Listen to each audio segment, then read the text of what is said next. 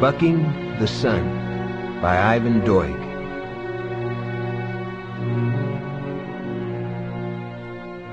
(1938).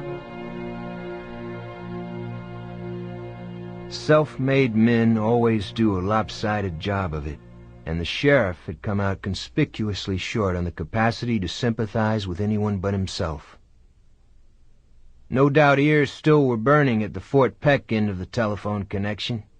He'd had to tell that overgrown sap of an undersheriff he didn't give a good goddamn what the night foreman said about dangerous.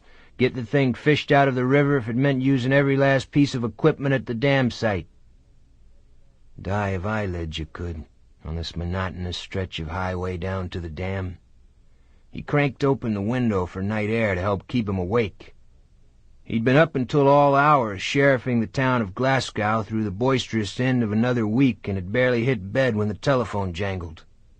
Catch up on sleep, the stupid saying went. But in 5 years as sheriff he had yet to see any evidence that the world worked that way. The cat-yellow shapes of bulldozers sprang huge into his headlights, causing him to blink and brake hard as he steered onto the approach to the dam.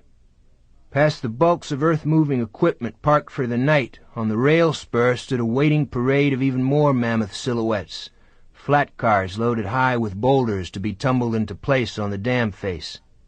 Then, like a dike is told by a massive lyre, Fort Peck Dam itself. The sheriff hated the sight of the ungodly pyramid of raw dirt that the dam builders were piling across the throat of the Missouri River. He hated Franklin Delano Roosevelt for this project and his swarm of construction towns, if that's what you wanted to call such collections of shacks, and the whole shovelhead bunch down here who had to cut loose like orangutans every Saturday night. Damn this New Deal crap. Wasn't there any better way to run a country than to make jobs out of thin air, handing out wage money like it was cigarette papers? By now he was nearing the floodlights.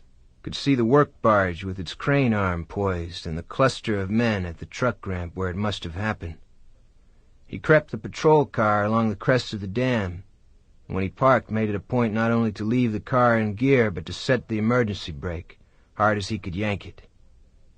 Before heading down to the group at the water's edge, though, the sheriff stopped and took a long look east across the river, to the bankside promontories of bluffs and badland ravines emerging in dawn outline like scissored shadows. One thing Sheriff Carl Kinnick loved was his jurisdiction, his piece of the earth to take. Sample complete. Ready to continue?